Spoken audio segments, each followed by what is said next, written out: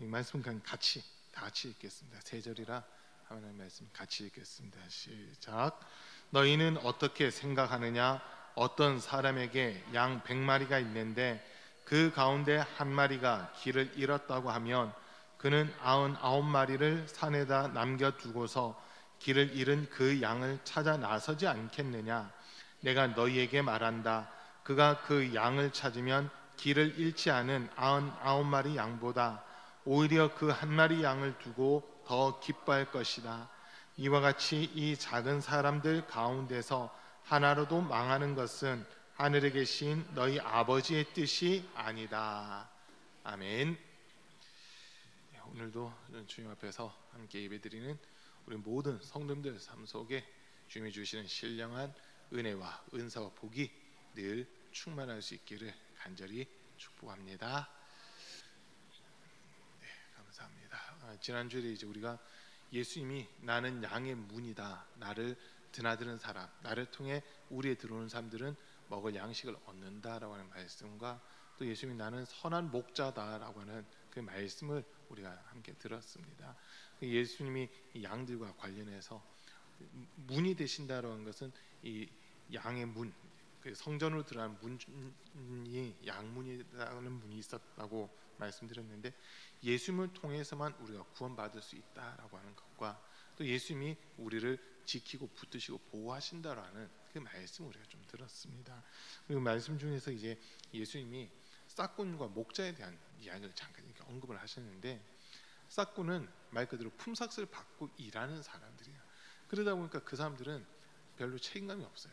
책임감이 없고 그냥 주는 대로만 이렇게 일을 하는 그러한 사람들인데 맹수들이 나타났을 때 목자와 삭꾼이 딱 나눠진다는 거예요. 목자는 맹수가 나타났을 때 양을 지키기 위해서 자기가 좀 상처를 입고 피해를 입더라도 양들을 지키겠다라고 나서는 게 목자고요. 그런 반면에 삭꾼은 양이 자기 양이 아니다 보니까 양 한 마리 없어져도 괜찮지 이런 마음을 가지는 게 삭꾼이라는 거거든요. 그러다 보니까 오늘 말씀도 이제 그 부분과 좀 연결이 되는 건데 뭐 어떤 사람에게 양 100마리가 있어요. 근데 그 양이 100마리나 있다고 그냥 쉽게 포기해도 되는 양이 있고 뭐 무조건 지켜야 되는 양이 있고 그런 게 아니라 목자 입장에서는 모든 양들을 다 지키고 보호해야 된다는 그런 마음을 이렇게 우리가 좀 읽을 수 있거든요. 저희가 자녀가 좀 많잖아요. 요즘 시대 치고는 많잖아요. 작년까지만 해도 우리 지방에서 우리가 자녀 제일 많다고 막 자부심 느끼고 있었거든요. 근데 올해 우리 지방에 새로운 목사님 한 분이 계세요. 저기 화명동에 소망교회라고 있는데 그 교회 목사님이 애가 내신 상태에서 우리 지방에 왔거든요. 지방 와가지고 몇 달 안 있다가 5째를 낳으셨어요. 그래서 타이틀을 뺏겨버렸어요. 다산이라고 하는 그 타이틀을 뺏겨버렸어요. 근데 우리 감리교 창시자인 존 웨슬리 목사님의 그 아버지가 사무엘 웨슬리인데 이 집안이 참 대단한 집안이에요. 자녀가 19명이거든요. 자녀가 19명. 그 중에 존 웨슬리 목사님이 15째. 그리고 우리 찬송가에 보면 찬송가를 좀 많이 기록하신 분 뒤에 찬송가 제일 뒤에 교동문보다 그 뒤에 작곡자들 이름이 쭉 나와 있거든요. 그 한번 쭉 보시면요. 크로스비라고 하는 분이 찬송가를 제일 많이 작곡했고 나의 갈 길 다 가도록 뭐 이런 찬송가 작곡하신 분인데 그분께 제일 많고요. 두 번째로 많은 곡을 작곡하신 분이 우리 그 감리교단의 찰스 웨슬리 목사님으로 되어 있거든요. 제가 뒤에서 조사해 보니까 찰스 웨슬리 목사님이 우리 찬송가에 들어와 있는 곡들 중에서는 두 번째로 많은 곡을 이렇게 작곡하신 분이 되어 있어요. 존 웨슬리 목사님이 15째, 찰스 웨슬리 목사님이 16째거든요. 만약에 저희처럼 한 4가지만 놓고 더 이상 자녀 안 낳아야지 했다면 만약에 산하 제한을 하고 막 이렇게 했다면 감리교회는 시작될 수도 없었고 오늘날 저 여러분들이 감리교회에서 신앙생활하는 게 아니라 다른 데서 신앙생활할 수 있는 그런 모습이었을 수도 있어요. 그런데 어쨌든 그 사무엘 웨슬리 목사님이 19을 낳았기 때문에 오늘날 감리교회가 이렇게 세워질 수 있는 그런 모습들이 있었거든요. 근데 저는 이제 천국 가서 존 웨슬리 목사님도 만나고 싶지만 그 아버지 사무엘 웨슬리 목사님 한번 만나고 싶어요. 만나서 물어보고 싶어요. 네? 어떤가요? 사무엘 웨슬리 목사님을 만나가지고 제가 물어보고 싶은 게 있어요. 자녀를 19명이나 낳으셨는데 이 아이는 내가 진짜 키우기 싫다고 버리고 싶은 자녀가 혹시 있었냐, 포기하고 싶은 자녀가 있었냐 물어보고 싶어요. 그러면 제 생각인데 사무엘 웨슬리 목사님이 이렇게 대답하실 것 같아요. 한 사람 한 사람이 너무 귀하고 각자의 그 특징들이 있다 보니까 포기할 수 있는 사람은 아무도 없습니다 라고 그렇게 대답하실 것 같아요. 좀 그렇지 않을까요, 여러분? 네. 어저께 우리 용준이가 또 아침에 사고를 쳤어요. 어떤 사고를 쳤냐면요, 아침에 이제 평상시 일어나는 그 시간 깨웠는데 춥다면서 안 일어나려고 하는 거예요. 안 된다고 그래도 일어나라고 막 깨웠어요. 그랬더니 아침을 꾸역꾸역 먹더라고요. 그러다가 이제 이번 주 토요일 날 원래 우리가 삼락공원 가기로 했잖아요. 삼락공원이 이번 주 토요일 날 전국 노래자랑 뭐 그거 한대요. 전국 노래자랑 한대요, 삼락공원에서. 그래가지고 장소가 급하게 좀 바뀌었거든요. 어제 그래서 우리 김영주 원사하고 장소 좀 다시 답사한다고 아침에 일찍 나와야 되는데, 그래서 막 씻고 하는데 용준이가 제가 씻는 사이에 자기 침대 가서 또 누워버린 거예요. 씻고 나왔더니 잠이 깊이 들어가지고 안 일어나려고 하더라고요. 막 깨웠죠. 막 흔들어 깨우고 하는데 일어나면서 하는 이야기, 학교 가기 싫다 막 이러더라고요. 이 공휴일 있고 연휴가 끼고 막 이러다 보니까 아침에 일어나서 첫 마디가 학교 가기 싫다라고 하는 그 이야기를 하는 거예요. 안 된다고, 이거는 하고 싶고 안 하고 싶고가 아니라 학교 가는 거는 이건 무조건 해야 되는 거라 하면서 막 강제로 깨워가지고 준비를 시켜가지고, 우리 용준이 학교 갈 때 교회 와서 엘리베이터 타고 1층까지 가가지고 아파트 통과해서 이렇게 옛날 그 교회 자리 쪽으로 해서 이렇게 가거든요. 여기 엘리베이터 타는 것까지는 무난하게 왔는데 엘리베이터에서 내리면서부터 이게 안 가려고 뒷걸음질 치기 시작하는 거예요. 막 뒷걸음질 치기 시작하던 거 그냥 강제로 좀 당겼죠. 제가 팔목 잡고 가자 뒤에서 막 어깨동무 하듯이 팔로 거의 밀다시피 하면서 교문 앞에까지 갔어요. 근데 이게 웬걸요, 교문 가까이 가는데 용준이가 갑자기 하는 말이 우리 1교시 체육인데 이러더라고요. 1교시 체육이라는 거예요. 그러니까 자기 반 애들이 운동장에 나와 있는 거예요. 그러니까 더 못 들어가겠다고, 못 따라가겠다고 교문 앞에까지 왔는데 진짜 막 도망가려고 하는 거예요. 겨우 잡았어요. 잡고는 양팔로 이렇게 잡아가지고 그냥 붕 뜨게끔 했거든요. 다리가 붕 떠서 제가 들고 있었죠. 근데 계속 도망가려고 하길래 그 안전지킴이 할아버지 있잖아요. 그 할아버지한테 3학년 2반 이용준인데 담임선생님 불러달라고 그랬더니 전화를 하시는데 담임선생님이 전화를 안 받으신다는 거예요. 그러더니 갑자기 교감 선생님한테 연락을 하셨다는 거예요. 그 교감 선생님이 나오셨어요. 용준이 여기까지 온 거 참 용감하게 잘했어, 이제 들어가자 하는데 안 들어가겠다고 막 발뺌을 하는 사이에 제 아내가 이제 전화가 오면 어디냐고, 왜 안 오냐고. 그 전화 받고 제가 그럼 부탁합니다 하고 교감 선생님한테 인사하고 확 돌아섰거든요. 그 살짝 봤는데 이제 자기 혼자만 있으니까 처음엔 교감 선생님 손도 뿌리치고 도망가려 하더니 제가 싹 빠지고 나니까 순한 양이 돼서 잘 쫓아가더라고요. 잘 쫓아가는 거예요. 와, 그게 우리 용준이에요.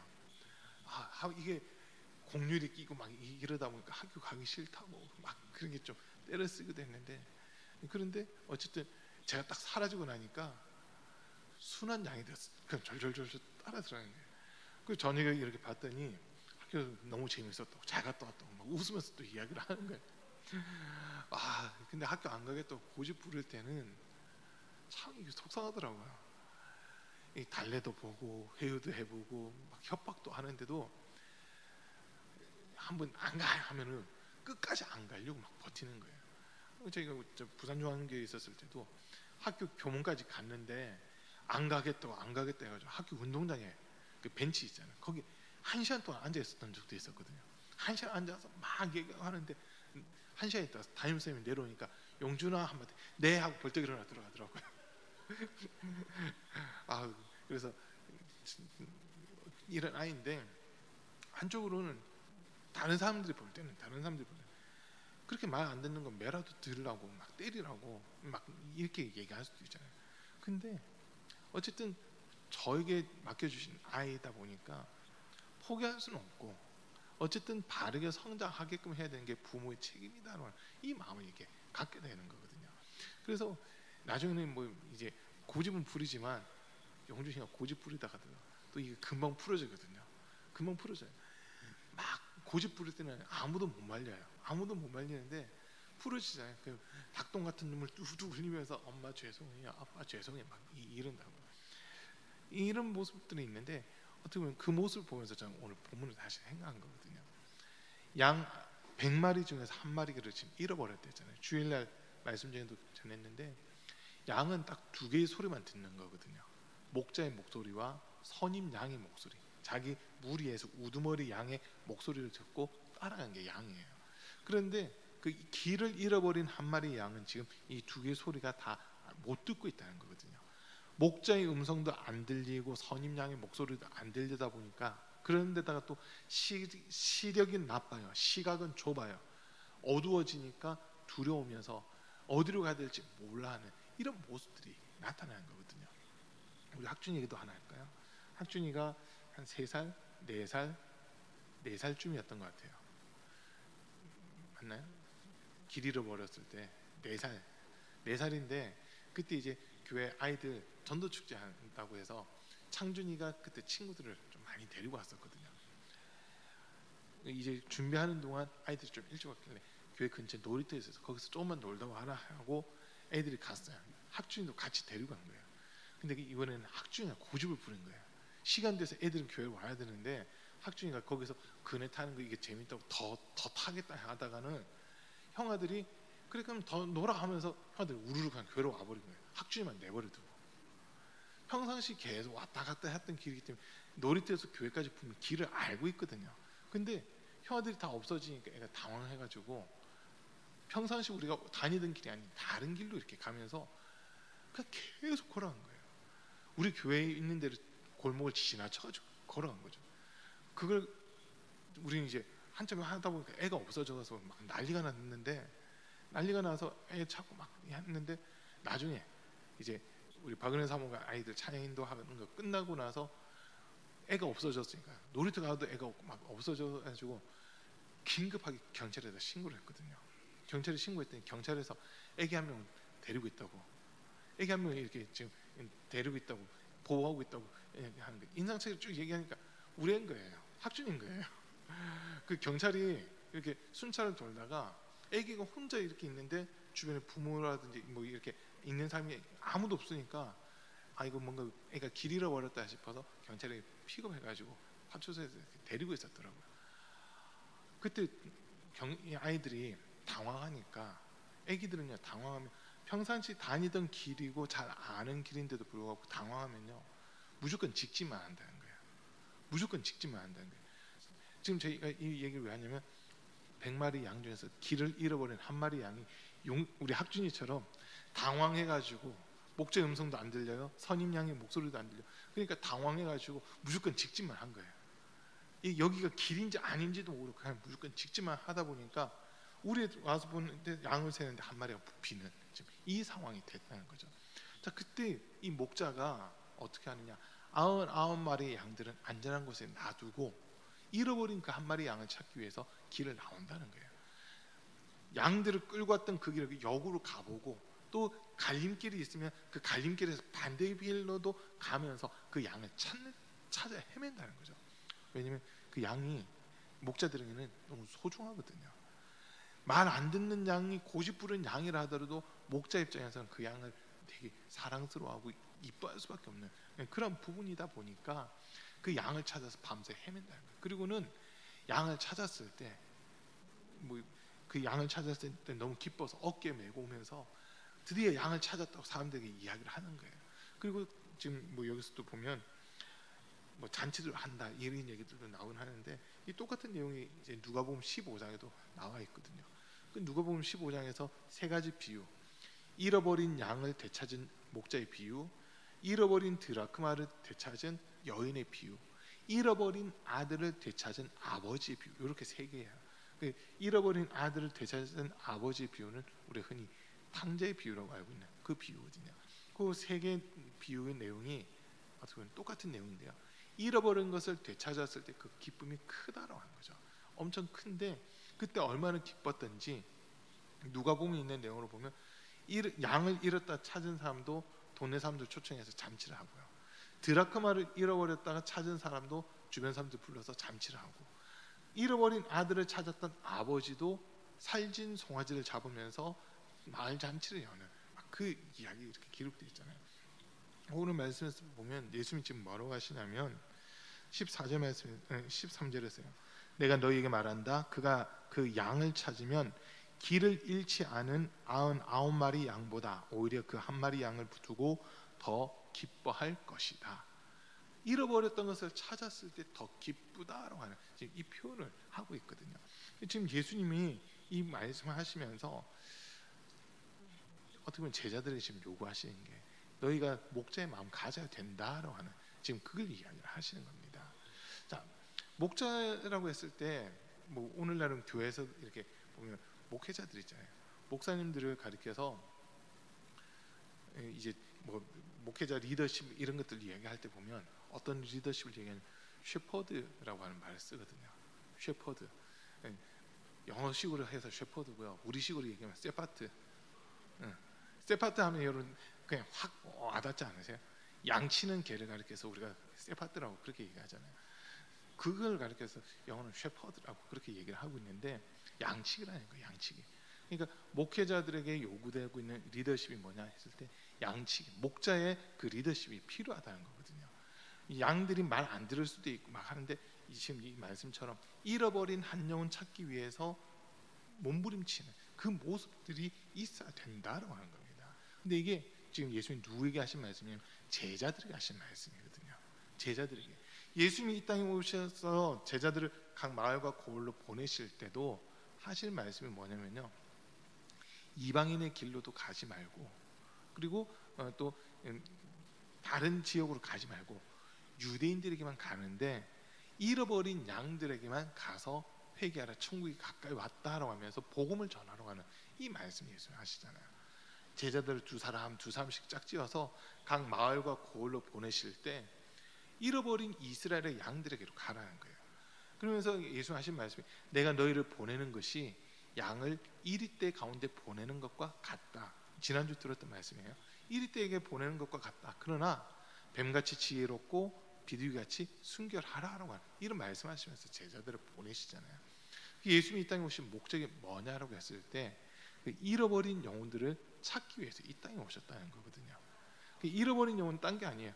하나님 앞에 있어야 되는데 그 품을 떠난 사람들, 믿음의 자리에서 떨어지고 뒤돌아서 있는 그 사람들을 다시 주님께로 인도해내는 이 모습을 지금 우리에게 알려주고 있는 겁니다. 이제 목자라고 했을 때 목자의 마음과 아버지의 마음이 보니까 비슷한 것 같아요. 목자의 마음과 아버지의 마음이 비슷하더라고요. 목자도 자기 양들을 위해서, 예수님이 그런 말씀하시잖아요. 나는 선한 목자다. 나는 내 양들을 위해 내 목숨을 버린다라고 하는 그 말씀하시거든요. 우리가 뭔가를 위해서 내 목숨을 걸 수 있다라고 하는 것은 그게 진짜기 때문에 목숨을 거는 그런 부분들이 있어요. 예수님의 12명의 제자들만 놓고 봤을 때 가룟 유다를 제외한 나머지 제자들을 보면요, 진짜 이 제자들이 목숨 걸고 복음 전하잖아요. 다 순교했다고 보시면 돼요. 다 순교당했는데 사도 요한이라고 하는 사람만 순교하지 않고 자연사를 한 거고 나머지는 다 순교했거든요. 그렇다고 이 요한이 그냥 자연사다라고 하는 이야기도 참 어려워요. 끓는 기름 가마솥에 집어넣었는데 튕겨져 나와가지고 살았거든요. 그러니까 끓는 기름으로도 이 사람을 못 죽인다 해가지고 밥모섬에다 유배를 시킨 거잖아요. 그러니까 순교당한 거랑 마찬가지인데 그 12명의 제자들이 순교당한 이유가 무엇일까라고 했을 때 딱 한 가지입니다. 예수님이 하나님의 아들로서 죽으셨다 부활하셨다는 거, 그걸 전하는 거거든요. 하나님의 아들이시고 그리스도시다라고 하는 것을 전한다는 것 때문에 순교당한 거예요. 이 로마 제국에서 예수 모른다고 한 번만 얘기하면 너네 살려줄게라고 회유도 했어요. 예수에 대해서 예수가 하나님의 아들이 아니다, 그리스도가 아니다라고 한마디 하면 이들 얼마든지 목회하게끔 해주고 교회 신앙생활 하게끔 해주겠다라고 회유를 했음에도 불구하고 이 제자들은 예수님의 죽음과 부활이 너무나도 명확하고 분명한 사건이다 보니까 내가 죽더라도 예수님을 부인할 수 없다라고 하는 그 고백을 하는 거였거든요. 그러니까 예수님이 이 땅에 오신 목적도 잃어버린 영혼들, 하나님 품을 떠났던 영혼들이 다시 주님께 돌아오게끔 하는 그 목적을 가지고 이 땅에 오셨다라고 하는 겁니다. 자, 시편 23편 3절에 보면요, 내 영혼을 소생시키시고 자기 이름을 위하여 의의 길로 인도하시는도다라고 이렇게 기록이 되어 있습니다. 여러분, 이름에 대해서 여러분 자부심 가지고 계셔야 돼요. 우리 이름은 사람들마다 자기 이름이 기록되어 있는 것에 더 많은 관심 갖고 있거든요. 더 많은 관심을 갖고 있어요. 어떤 분들은 너무 많은데 자기 이름이 있어가지고 어떤 직책들을 맡고 있는지 막 헷갈린다고 하는 분들도 있긴 있더라고요. 너무 많은 직책을 맡아가지고. 그런데 보통은 내가 대표로 돼 있다든지 내 이름을 걸어놨다고 했을 때는 그것에 대해서 더 애착을 가지게 되고 더 관심을 갖게 되는 이런 부분들이 있잖아요. 초등학교 학생들 보면 학기가 시작될 때마다 학교에서 그 가정통신문을 알려주는 게 있어요. 학용품들에다가 애들 이름 적어서 테이프로 붙여달라고, 스카치 테이프로 이렇게 이름을 붙여달라고 그렇게 요청을 하더라고요. 그러면 아이들도 처음엔 그냥 막 쓰다가도 나중에 보면 자기 이름 있는 거를 찾아가지고 오는 그 모습들이 있거든요. 내 이름이 있다 보니까 더 소중하게 여기는 그런 부분들도 이렇게 있잖아요. 비슷한 거예요. 지금 저와 여러분들을 우리가 뭐 이사야 42장에 있는 말씀을 보면 내가 너를 지목하여 불렀나니 너는 내 것이다라고 하는 이 말씀하시거든요. 우리는 우리가 주인이 아니라 하나님이 우리의 주인이 돼요. 그러면서 우리는 지목했다는 거예요. 콕 집어서 넌 내 거야라고 지목을 하셨다는 거죠. 지목하셨다는 이 말 속에 너는 내 거야라고 했을 때 우리의 소유주가 누구냐, 우리를 사용하는 이가 누구냐 했을 때 하나님이시다라고 하는 그 고백이 나오는 거거든요.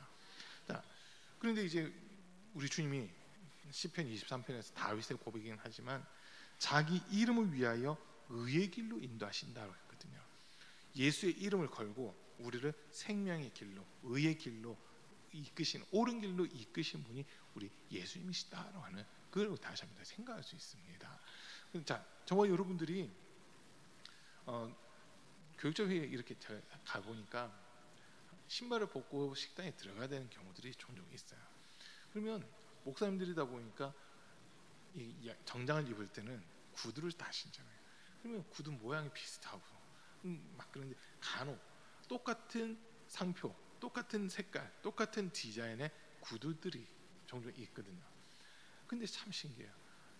치수도 똑같고 상표도 똑같고 색깔도 똑같은데 딱 신어보면 이게 내 거 아닌데 이런 느낌이 있잖아요. 딱 신었을 때 이건 내 게 맞네, 이건 내 거 아닌데 이런 느낌들이 있거든요. 새 신발일 때는 우리 발에 아직 적응이 안 됐지만 내가 계속 신었던 신발이라면 딱 신어봤을 때 딱 신자마자 내 거 아닌데 이런 느낌이 들어요. 그래서 다시 보면 내 게 아닌 게 맞거든요. 그런 경우들 있죠. 내 몸이 익숙해지는 그런 부분들. 사람들이 뭐 옛날에 신발 도둑도 되게 많았잖아요. 특히 옛날 기도원 가면 안수 받는다고 막 신발 벗고 앞자리로 나오고 나면 자기 신발 거의 없어지는 이런 일들이 상당히 많았었거든요. 요즘 그런 일은 많이 없어요. 요즘 그런 일은 많이 없는데 옛날에 제가 어렸을 때만 해도 기도원 갔다가 신발 바뀌었다, 신발 없어졌다 하는 사람들이 엄청나게 많았었거든요. 그래서 옛날부터 기도원 갈 때는 새신 신지 말고 헌신 신고 가라고, 헌신 신고 가고 아니면 슬리퍼 신고 가라고 막 그런 얘기까지 있었어요. 너무 많이 잃어버리니까 막 그런 시대도 있었는데 어쨌든 사람들이 내 거에 대해서 관심을 갖고 있거든요. 내 거에 대해서는 관심을 가지고 있어요.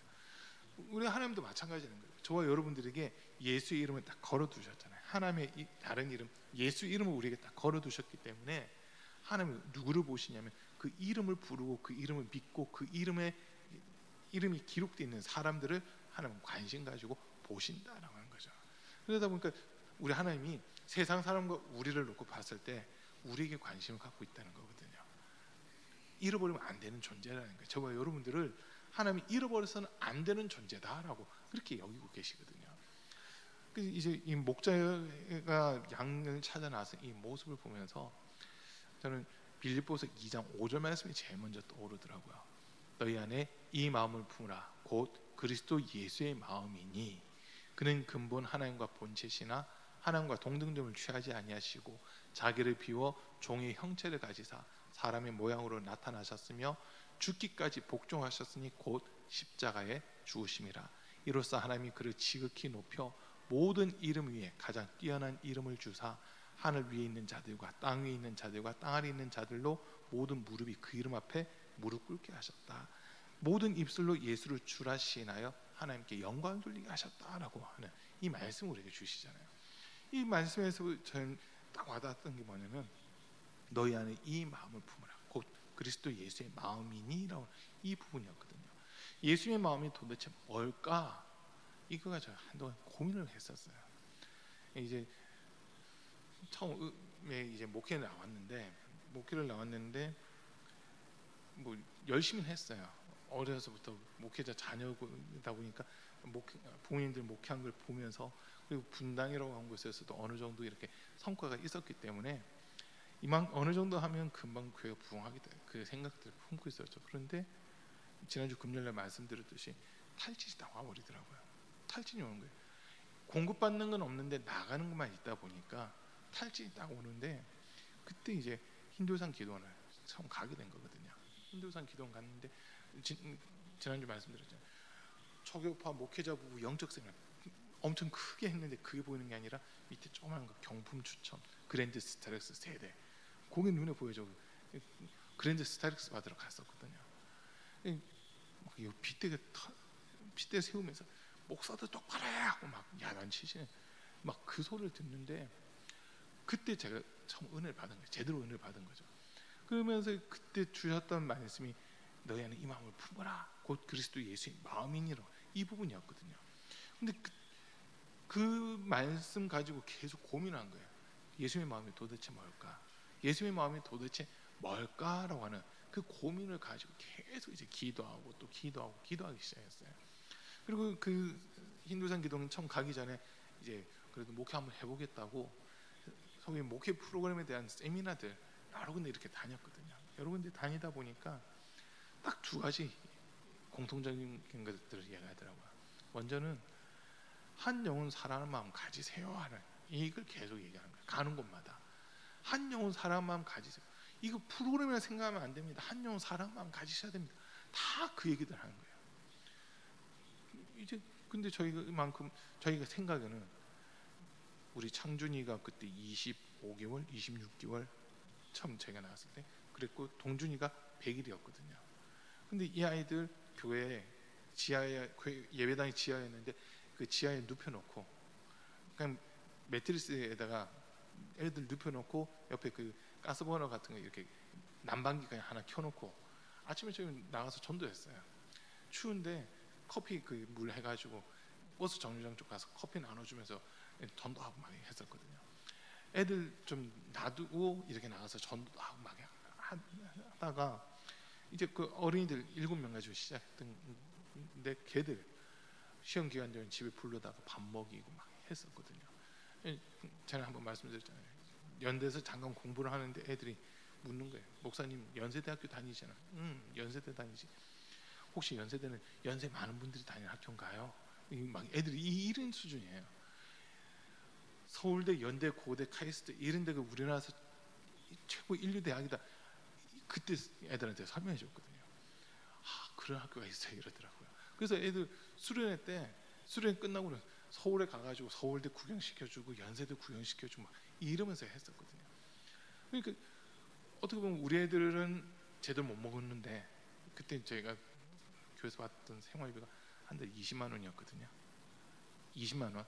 그런데 그 20만 원 가지고 우리 애들은 못 먹이더라도 교회들 시험 기간 되면 밥해 먹이고 하면서 그렇게 막 했다고. 그러다 보니까 저는 그게 진짜 영혼 사랑하는 건 줄 알았거든요. 근데 세미나 가는 곳마다 한 영혼 사랑하십시오, 한 영혼 사랑하십시오라고 하는데 혼자 생각은 우리만큼 하면 사랑하는 거 아닌가? 우리만큼 하면 진짜 한 영혼 사랑하는 거 아닌가? 우리 애들보다도 어떻게 보면 교회 애들 부모님을 향해서 엄마로 못 부르고 이모라 불러야 되고 막 편부모 가정이고 이런 애들 환경이 그렇게 좋지 않은 아이들인데 그 아이들을 진짜 내 자식이다 생각하고 밥해 먹으면서 공부 가르치면서 막 했는데 이만큼이면 애들 사랑한 거 아닌가로 그 마음이 딱 올라오더라고요. 근데 한 영혼 사랑하세요, 한 영혼 사랑하세요, 이게 머릿속에서 떠나지 않고 계속 맴도는 거예요. 기도를 하는 거예요. 또 기도하고 기도하는데 그때까지 이제 은혜 체험이 제대로 없을 때다 보니까 기도를 하더라도 뭐 깊이는 못 들어가겠죠. 근데 그 말은 계속 맴도는 거예요. 한 영혼 사랑하는 게 도대체 뭡니까? 한 영혼 사랑하는 게 도대체 뭡니까? 라고 기도하는데 제 마음속에 이제 뭔가 응답 같은 게 있는 거예요. 너가 데리고 있는 그 아이들, 그 영혼 천국 갈 수 있겠느냐라고 하는 질문이 딱 주어지더라고요. 그 아이들의 영혼이 진짜 천국 갈 수 있겠느냐라고 이 질문 앞에 제가 아무런 대답을 못했거든요. 왜냐하면 인간적으로 잘해주면 신앙생활 잘할 줄 알았어요. 인간적으로 잘해주고 또 관계만 잘 돼 있으면 이 아이들이 신앙생활 잘하는 거라고 생각했거든요. 근데 주님 입장에서 그게 아니더라고요. 그들에게 진짜 필요한 게 예수의 복음인데 너 그들에게 복음 제대로 전했냐라고 이 책망이 함께 이렇게 주어지더라고요.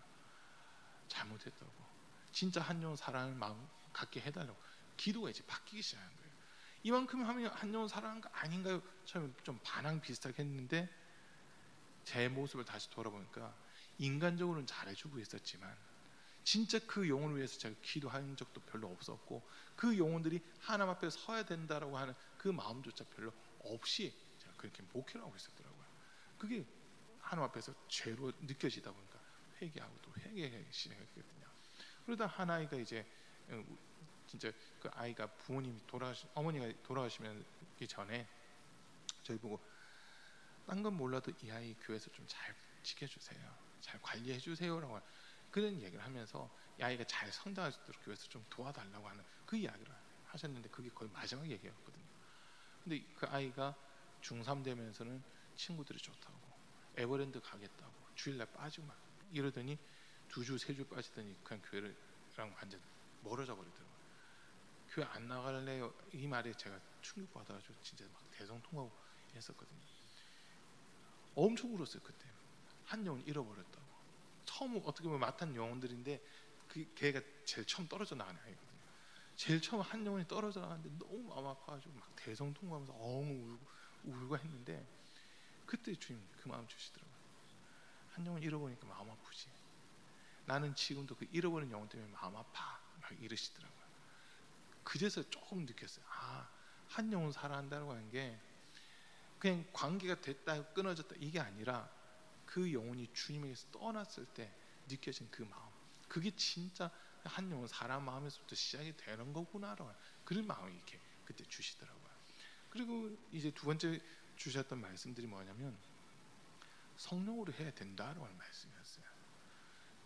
사실 제가 목사 안수 받고 그 다음에 이제 아까 힌두성 기도 얘기했는데 거기서 방언 은사도 받고 막 성령 체험을 하게 됐는데 그 전까지는 이제 모태 신앙이고 어려서부터 교회에 있곤 했지만 사실 성령 체험이 없었거든요.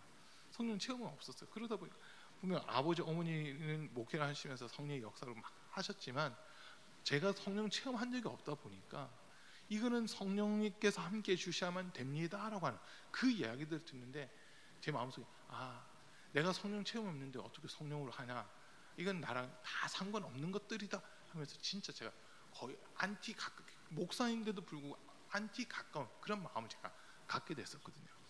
근데 마지막에 주님이 만나 주시더라고요. 회개 그 한마디에 진짜 울고불고 하면서 살려달라고 외치기 시작하는데 그때 이제 은혜를 받고 방언도 받고 그러면서 영적인 것들을 알아가기 시작한 거거든요.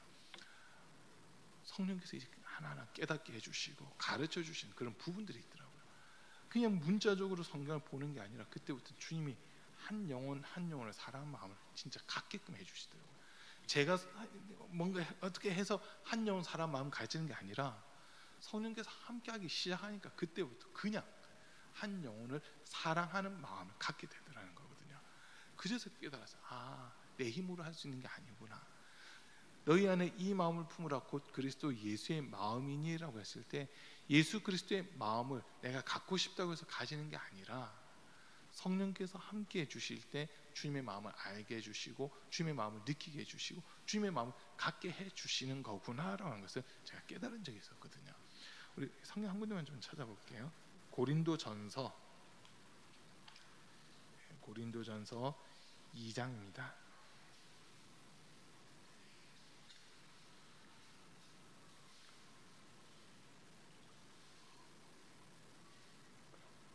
고린도전서 2장 16절 말씀인데요.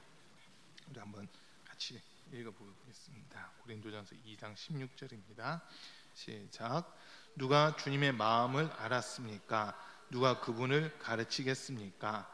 그러나 우리는 그리스도의 마음을 가지고 있습니다. 지금 바울이 이 이사야에 있는 말씀 인용해가지고 누가 주님의 마음을 알고 누가 주님의 마음을 가르쳤느냐 이 질문에 대해서 우리가 주님의 마음을 가졌다라고 지금 그 이야기를 하잖아요. 근데 좀 앞쪽에 보면 12절 말씀에서 보면요, 우리는 세상의 영을 받은 것이 아니라 하나님에게서 오신 영을 받았습니다. 그것은 하나님께서 우리에게 은혜로 주신 선물들을 우리로 하여금 깨달아 알게 하시려는 것입니다 라고 이 말씀이 나와 있는데, 이 말씀의 근거에서 보면, 그리고 또 13절 말씀도 잠깐 보면, 우리가 이 선물들을 말하되 사람의 지혜에서 배운 말로 하지 아니하고 성령께서 가르쳐 주시는 말로 합니다. 다시 말하면 신령한 것을 가지고 신령한 것을 설명하는 것입니다 라고 되어 있잖아요. 그러면서 마지막 16절에 우리가 그리스도의 마음을 가졌다라고 이게 연결이 되는 거거든요. 성령을 통해서만 한 영혼 사랑할 수 있는 마음을 품을 수 있는 거구나라는 게 명확해지기 시작한 거예요. 자, 지금 목자와 싹꾼 아까 잠깐 말씀드렸잖아요. 싹꾼은 양이 자기 양이 아니에요. 그러니까 나는 돈 받은 만큼만 일하거든요.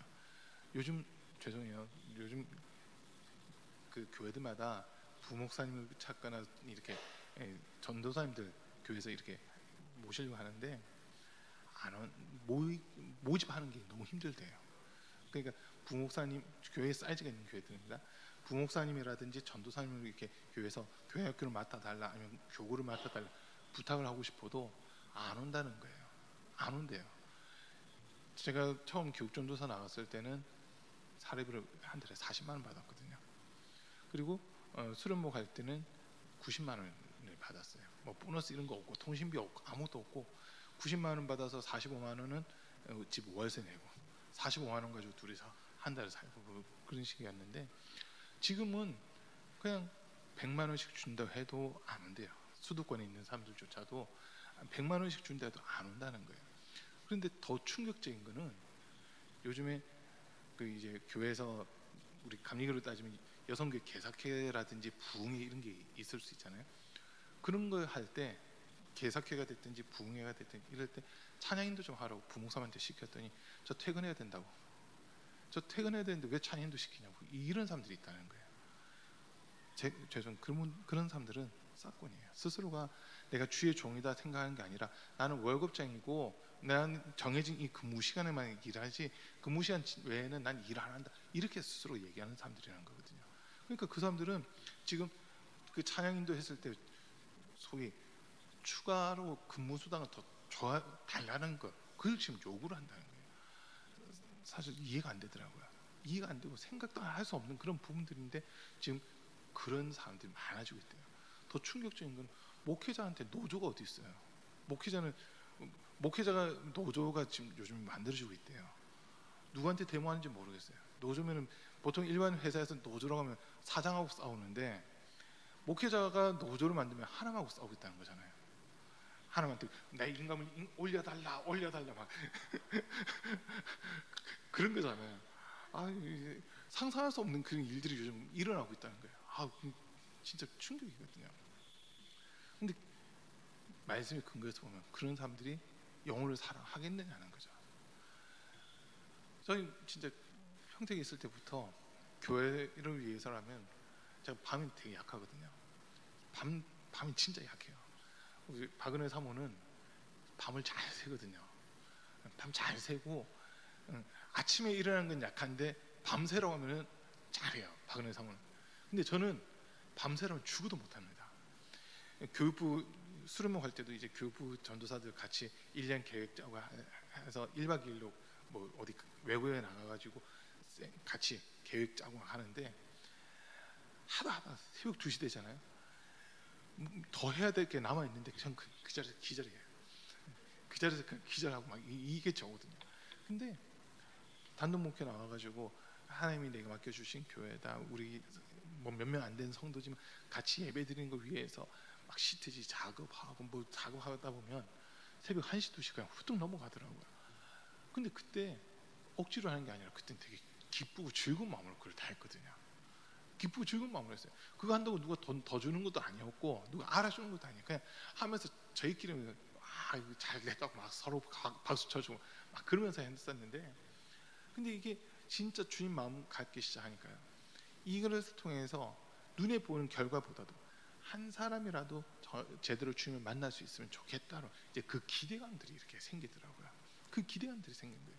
그리고 이제 저희가 평택에 있었을 때는 이제 학생들, 청년들이 있는데 퇴근하고 나서 신방을 해야 되는 거예요. 고민거리들 뭐 한 부분은 또 결혼한 지 몇 년 됐는데 남편이 8살인 거 많았죠. 남편이 8살인 거 많은데 남편한테 그냥 야야 해야 되는 거예요. 그 막 뭘 하기도 하고 그러다 보니까 막 신방을 하려고 하다 보면 진짜 새벽 1시 2시 그냥 막 넘어갔거든요. 그렇게까지 이야기 들어주고 하다가 막 울고 싶으면 울라 그러고 나서 이제 밤 그 새벽 1시 2시 돼가지고 24시간 하는 국밥집 가서 국밥 사 먹이고 집에 돌려보내고 막 이런 식으로 저희가 했었던 거예요. 그 왜 그런 게 그게 어떻게 가능했을까 봤을 때 어쨌든 그 한 사람 영혼을 하나님 앞에 세워야 된다는 그 마음들이 이제 있었던 거거든요.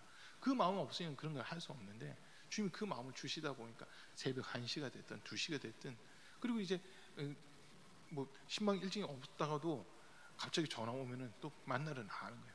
그 새벽 1시가 전에도 그냥 만나러 나가고 혼자는 안 나가죠. 같이 나가서 뭐 이야기 들어줄 건 들어주고 야단쳐 될 건 또 야단치고 하면서 막 그렇게 저희가 했었거든요. 그게 하는데 이게 힘들다 이게 아니라 오늘도 한 영혼 살렸다, 오늘도 한 영혼 살렸다라고 그 마음이 이렇게 주시더라고요. 그러다 보니까 주님께서 이 일을 하라고 하시는구나, 이런 일을 하라고 하시는구나. 그래서 지금 제가 우리 성도님들에게도 말씀드리는 거예요. 고민이 있거나 뭔가 기도가 필요하거나 이럴 때는 시간 관계없이 전화하세요. 예배 시간만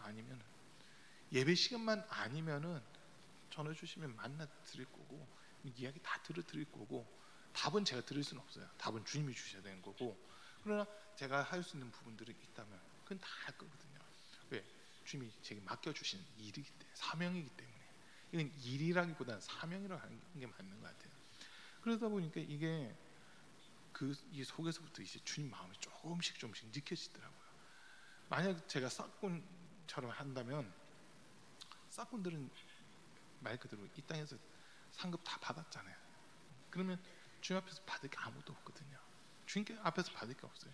그런데 목자는 누가 안 알아주더라도 내 양인대로 이 마음을 갖게 되는 거거든요. 오늘 이 자리에 나오신 우리 사랑하는 성도님들도 목자의 마음 가지셔야 됩니다. 주님께서 우리에게 영혼들을 맡겨주셨거든요. 특별히 우리 교회 교사들, 또 속회의 속장님들, 이분들은요 영혼 맡은 자들이에요. 우리 속회 지금 여기도 속장님들 계시는데 속회 속도원들, 그 영혼들을 하나님이 맡겨주신 거거든요. 그냥 형식적으로 예배드리고 성경을 짱 읽었습니까? 이게 아니라 진짜 그 영혼을 위해서 기도해야 하는 그 자리에 있으셔야 된다고 한 겁니다. 교사들도 마찬가지고요. 아동부 교사들, 중고등부 교사들 그 영혼을 맡았잖아요. 그 영혼 주님이 맡겨주신 거거든요. 그럼 그 영혼들을 위해서 이 영혼들이 하나님 앞에 바르게 설 수 있도록 기도하고 또 기도하는, 이게 교사들에게 또 속장님들에게 요구가 되는 그런 부분들이다라고 하는 겁니다. 자, 어쨌든 지금 우리 주님이 원하신 게 뭐냐면, 난 회개할 거 없는데라고 외치는 99명보다는 주님 나 죄인이었습니다. 주님의 음성 안 들었고 내 마음대로 살았던 사람입니다. 그러나 이제라도 내가 주님 앞에 돌아왔습니다 하는 요 한 사람을 주님이 더 기쁘게 여기신다는 거거든요.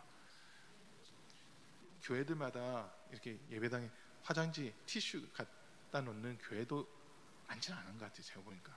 근데 저희가 평택에서부터 거의 의자마다 이 티슈들을 많이 좀 갖다 놨었거든요. 이유가 주님 앞에서 실컷 울라는 거예요. 말씀 듣다 보면, 아니면 기도하다 보면 성령께서 일하실 때는요 제일 먼저 무엇을 깨닫게 하냐면 내가 죄인입니다, 이걸 깨닫게 하시거든요. 내가 죄인입니다 깨달아지면 그냥 그거 주님 앞에 회개하는 거예요. 통곡하고 울고 불고 하다 보면요 어느 순간 주님이 우리를 만나 주시더라고요. 마음에 이 죄 때문에 불안해하는 거, 두려워했던 거 싹 물러가게 하시고 마음에 평안함을 주시거든요. 평안함을 주시면서 어떤 응답을 주시냐면, 너 눈에 보이는 삶의 문제들로 힘들어하지 마. 내가 너와 함께하고 있어 라고 하는 이런 응답을 주시는 거거든요. 우리 주님 딱 만나잖아요. 그냥 기도하는 중에 주님이 함께 하신다, 이거 하나만 느껴지더라도 누가 무슨 말 안 했는데도 눈물부터 나고요. 그리고 그 눈물이 점점 가다 보면 어떻게 주님 나 같은 사람까지도 사랑하세요? 이런 나까지도 주님 진짜 사랑하시네, 이게 느껴지시잖아요. 그냥 울음이 나오거든요. 다른 기도가 안 나요. 그냥 아무 소리가 안 나오고 울음만 나는 그런 경우들도 있어요. 근데 그때 주님이 더 큰 은혜를 이렇게 주시더라고요. 뭔가 말을 많이 해야 주님의 은혜를 베푸는 게 아니라 그냥 주님의 사랑이 인정되는 그 순간은요, 사실 말이 안 나오고 울음만 나오거든요. 그럼 우리 성도님들 아마 경험해 보셨을 것 같아요. 울음만 나올 땐 그냥 계속 우는 거예요. 좀 교회 화장지 티슈 갖다 놓은 거는 그럴 때 쓰라는 거예요. 주님의 은혜가 경험되고 느껴졌을 때 그냥 눈치 보지 말고 우세요. 눈치 보지 말고 우시면 돼요. 기도하다 흘리는 눈물과 일반적으로 흐르는 눈물이 온도가 다르거든요. 일반적으로 흐르는 눈물은 차갑대요. 화장품 그 판매하는 데 가서 보면 뭐 아이라인 이런 거, 아이라인이죠. 아이라인 하는 때 많은 분들이 묻더라고요. 이걸 눈물에 지워지냐고, 땀에 지워지냐, 눈물에 지워지냐, 이런 거 묻거든요. 그러면 화장품 그 가게 직원들이 뭐라고 얘기하냐면 눈물은 안 지워집니다 이래요. 왜냐면 눈물은 차갑기 때문에 눈물은 잘 안 지워져요 라고 그러거든요. 근데 참 신기해요. 교회에서 기도하다 보면 다들 팬드 돼 있잖아요. 눈 주변이 새까매지거든요. 왜 그러냐면 기도할 때 흐르는 눈물은 뜨거운 눈물이에요. 주님의 사랑이 경험돼서 흐르는 눈물은 뜨거운 눈물이거든요. 다른 물보다 눈물이 차갑다는 하는데 기도할 때 흐르는 눈물은 뜨거운 눈물이에요. 그러니까 아이라인 막 다 번지고 이렇게 되는데 그거 부끄러워하지 마세요. 주님 앞에서 우리가 인정받고 있는 부분들이거든요. 주님이 나를 사랑해 주시고 계신구나, 주님이 나를 이끌고 계신구나, 주님이 나를 만나셨구나라고 하는 그 증거니까 사실 그걸 우리가 부끄럽게 여기면 안 되고, 울고 싶을 때는 다른 데서 울지 마시고 이 교회에서 그냥 마음껏 우셔요. 네. 주님이 우리와 함께 하신다는 것만 인정하시면 되는 거거든요. 자, 그래서 지금 우리 주님이 어떤 삶 찾고 있냐면요, 나 교회 목사예요, 장로예요, 권사예요, 뭐 집사예요, 아니면 교회를 몇 년 다녔어요, 뭐 이게 아니라 내가 헌금 얼마 했으면 이건 중요하게 여기시는 게 아니라 나는 주님 오늘도 주님의 은혜가 필요한 사람입니다. 나는 오늘도 주님의 인도하심이 필요한 사람입니다 하면서 주님을 찾는 사람들, 지금 그 사람들을 더 기쁘게 여기시는 겁니다. 나 이거 했어요, 이거 했어요. 그 사람들은 나 소위 바리새인들과 같은 사람들이잖아요. 바리새인들 보세요. 기도 내용이 뭐냐면 하나님 저 죄 짓지 않았습니다. 일주일에 한 번씩 금식했습니다. 구제했습니다. 남들에게 욕먹을 만한 행동 안 했습니다. 그걸 자랑하거든요. 그런데 예수님이 뭐라 하시냐, 그들은 이미 자기 상 다 받았다라고 하잖아요. 그런 대신 저기 세리는 성전 앞에도 나오지 못하고 성전 뒤에서 혼자 울면서 기도를 하거든요.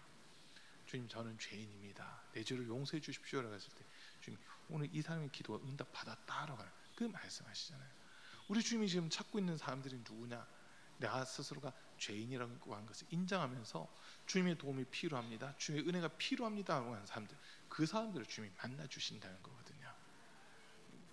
뭔가 잘하는 사람을 만나 주신 게 아니고 길 잃어버린 이 한 영혼, 그 영혼을 지금 주님은 애타게 찾고 계시고 기다리고 계신다는 거예요. 우리가 교회 안에만 있다 보니까 어떻게 보면 큰 죄는 짓지 않아요. 사실 큰 죄는 짓지는 않는데, 그럼에도 불구하고 어떻게 보면 우리의 모습이 누가복음 15장에 나와 있는 세 가지 비유 중 세 번째 비유, 잃어버린 아들을 찾는 그 아버지 비유잖아요. 거기서 작은 아들이 아닌 큰 아들일 수도 있어요.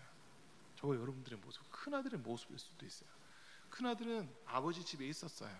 아버지 마음 아프게 한 적 한 번도 없었어요. 성실해요. 엄청나게 자기 해야 될 일들 잘해요. 열심히 했어요. 그런데 작은 아들이 돌아왔을 때 뭐라고 하는지 아시잖아요. 아버지의 재산을 창기들과 놀아놨던, 아버지 재산을 가지고 창기들과 놀아놨던 이 아이를 위해서는 아버지 아들을 위해서는, 자기 동생이라고도 안 해요. 아버지 이 아들을 위해서는 살찐 송아지를 잡아주셨는데, 아버지의 재산을 위해서, 아버지를 위해서 열심히 일한 한 번도 아버지 마음을 아프게 하지 않았던 나에게는 양새끼 한 마리 잡아주지 않았습니다라고 그러잖아요. 그게 아버지 더 속상하게 하는 거였거든요. 아버지 마음을 전혀 헤아리지 못하는 거잖아요. 그러니까 아버지는 눈만 뜨면 오늘 아들 오나 하고 아들이 나간 쪽만 계속 보고 있는데, 이 큰 아들이 아버지 마음을 조금만 헤아렸다면, 자기 집에 종들 많잖아요. 종들 몇 사람 보내가지고 지금 그 둘째 아들이 어떻게 지내고 있는지, 지금 밥은 먹고 있는지, 옷은 제대로 입고 다니는지, 아버지가 준 거 가지고 사업은 하고 있는지, 그런 거 한 번이라도 보고 지금 어떤 상태인지 그걸 와서 보고라도 아버지한테 해주면 아버지가 걱정이라도 안 했을 텐데, 그런 거 전혀 없었잖아요. 아버지 마음을 헤아리지 못하는 게 큰아들이었거든요. 혹시라도 우리 모습이 큰아들과 같은 모습이면 그거는 지금 나 회개할 거 없는데로 하는 사람과요 똑같아요. 하나님은 우리를 통해서 크게 기뻐할 수가 없다는 거거든요. 그러나 오늘 하루를 살아가면서도 또 겉으로는 큰 죄를 짓지 않았지만 내 마음속에서부터 하나님의 뜻과 다르게, 하나님이 우리가 분명 말씀을 들려주시고 음성을 주셨음에도 불구하고 그 뜻대로가 아니라 내 소견에 오른 대로, 내 생각대로 살아가려고 했던 모습으로 우리가 살아왔다면, 누가복음 15장에 나와 있는 그 큰아들의 모습과 별반 다를 바 없다고 하는 거거든요. 그래서 주님은 지금 우리를 기다리고 계세요. 주님, 오늘도 내 생각대로 살았습니다. 내가 내 삶의 주인 되다 보니까 주님의 음성을 놓치고 주님의 인도하심에서 내가 벗어나 있었습니다. 나 다시 주님 앞에 서겠습니다라고 요 자세를 주님이 지금 원하고 있다는 거거든요. 주님 앞에 돌아오면요, 우리 주님 너 그때 왜 그랬어? 이게 아니라 우리를 용서해 주실 뿐만 아니라 이렇게 하는 거야 라고 하면서 바른 길을 우리에게 가르쳐 주신다는 거거든요. 그게 하나님의 사랑이더라고요. 이만큼이면 잘하고 있겠지가 아니더라고요. 하나님 앞에서 이만큼이면 잘하고 있겠지가 아니라, 하나님 잘하려고 했는데 아직도 주님이 보실 때 이만큼 부족한 거 용서해 주세요. 여기 우리 기도 제목 돼야 됩니다. 음료수 중에 2% 부족할 때가 있잖아요. 저와 여러분들 항상 기도하면서요, 하나님 제가 이만큼 했습니다 아니라, 주님 한다고는 했는데 주님 보시 요만큼 부족했던 거 용서해 주세요. 그거 가지고 우리가 회개할 수 있는 그 마음 가지셔야 되거든요. 저 이만큼 했어요, 이거 암만 자랑해도 요만큼 부족하면 부족한 거예요. 이해되시죠? 내가 아무리 열심히 하고 아무리 잘했어도 주님이 보실 때 부족하면 부족한 거예요. 이만큼만 부족해도 1%가 부족해도 부족한 거고 5%가 부족해도 부족한 거거든요. 주님 보실 때는. 그러면 우리는 그 부족한 것 때문에 주님 앞에 마음 아파하면서 주님 뜻을 더 온전히 이루어 드리지 못한 거 용서해 주십시오 하면서 다시 주님의 도움을 구하는 그 자리로 우리가 나와야 된다라고 하는 겁니다. 그렇게 할 때 주님 우리를 기쁘게 받아주시는 거거든요. 14절 말씀 잠깐 보면요, 이와 같이 이 작은 사람들 가운데서 하나라도 망하는 것은 하늘에 계신 너희 아버지 뜻이 아니다.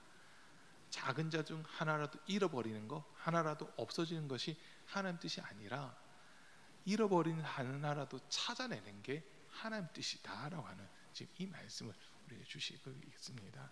그래서 예수님이 우리의 목자가 되실 때, 예수님 앞서 행하시면 가장 선하고 복되고 의롭고 옳은 길로 우리를 인도해 주실 거고요. 우리가 주님의 인도하심을 따르지 않게 되면 그때는 길 잃은 양처럼 우리가 방황하게 되는 이런 모습들이 나타날 수 있다는 거거든요. 그래서 우리 사랑하는 성도님들이 주님의 음성에 먼저 귀를 기울이시고, 그리고 또 이제 우리가 신앙생활을 좀 했다면 목자의 그 마음, 잃어버린 한 영혼 찾기 위한 목자의 마음을 우리가 가져야 되는 겁니다. 그렇게 할 때 그 마음 품고 기도할 때 주님께서는 우리에게 영혼들을 붙여주시는 거거든요. 영혼들을 맡겨주시고 붙여주셔서 이 교회를 통해 구원받는 삶이 날마다 더하게 되는 그런 역사가 나타날 줄 믿습니다. 주님이 기뻐하시고 주님이 정말 영광 받으실 수밖에 없는 우리 가온빛 교회와 성도들의 삶이 되시기를 주님의 이름으로 간절히 축복합니다. 우리 잠깐 기도합니다. 오늘 말씀 들은 걸 생각하시면서, 주님, 내 모습이 마치 목자의 음성을 안 듣고 또 선임양의 목소리를 듣지 않고 방황했던 그 이 길 잃어버린 한 마리 양의 모습이 내 모습인 것 같습니다. 내 연약함, 내 무지함을 용서해 주시고 다시 주님 말씀에 귀 기울이고 주님 기뻐하신 뜻 이루어갈 수 있게 도와주십시오. 정말 주님이 이끄시는 대로 순종할 수 있는 마음도 하여 주시고 내 생각대로가 아니라 주님이 기뻐하실 만한 우리 삶이 되게 해달라고, 또 우리에게 목자의 마음, 한 영혼 사랑하는 마음을 더해달라고 이 시간 주여 세 번 부르고 우리 잠깐 기도하겠습니다.